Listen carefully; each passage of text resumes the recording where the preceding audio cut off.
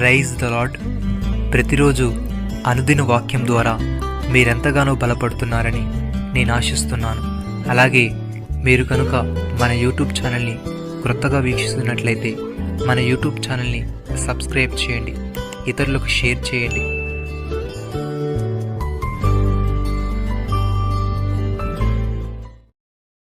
ఆయనతో సహవాసము చేసినట్లా నీకు సమాధానము కలుగును, అలాగున నీకు మేలు కలుగును.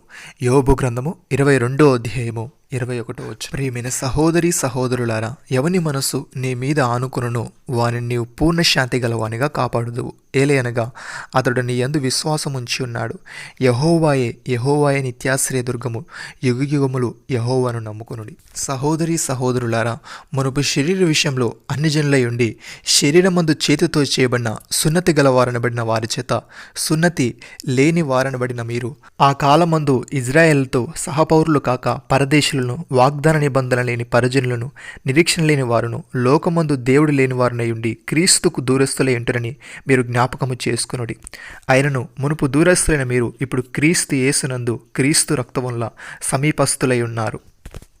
ఆయన మన సమాధానమై ఉండి మీకును మాకును ఉండిన ద్వేషమును అనగా విధిరూపకమైన ఆజ్ఞలు గల ధర్మశాస్త్రమును తన శరీరమందు కొట్టివేట చేత మధ్యగోడను పడగొట్టి మన ఉభయులను ఏకము చేసెను.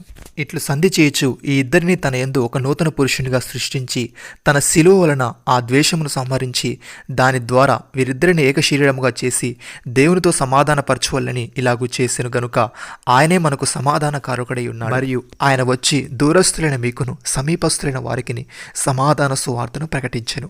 ఆయన ద్వారానే మన ఉభయులము ఒక ఆత్మ యందు తండ్రి సన్నిధికి చేరగలిగి ఉన్నాము. కాబట్టి మీరిక మీదట పరిజనులను పరదేశులై ఉండక పరిశుద్ధతతో ఏకపట్టణస్థులను దేవుని ఇంటి వారునై ఉన్నారు. భక్తుడి విధంగా అంటున్నాడు, దేవుడు పక్షపాతి కాడని నిజముగా గ్రహించి ఉన్నాను. ప్రతి జనములోనూ ఆయనకు భయపడి నీతిగా నడుచుకుని వారిని ఆయన అంగీకరించును. యేసుక్రీస్తు అందరికీ ప్రభు.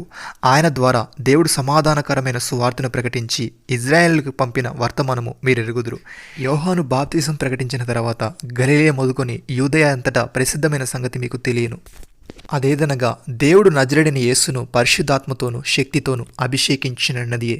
దేవుడు ఆయనకు తోడైనను గనుక ఆయన మేలు చేయొచ్చు అపవాది పీడింపబడిన వారందరినీ స్వస్థపరచుచు సంచరించుచుండెను. నమ్మిన వారు నాతో కలిసి ప్రార్థనలో ఏకీభవించండి.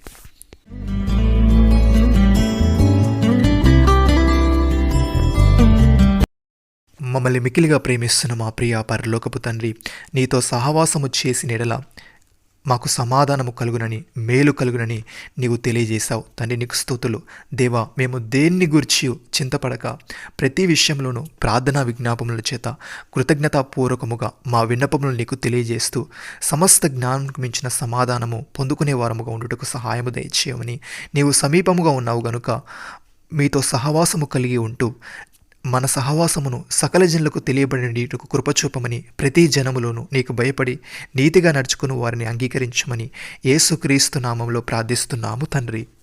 ఆమేన్.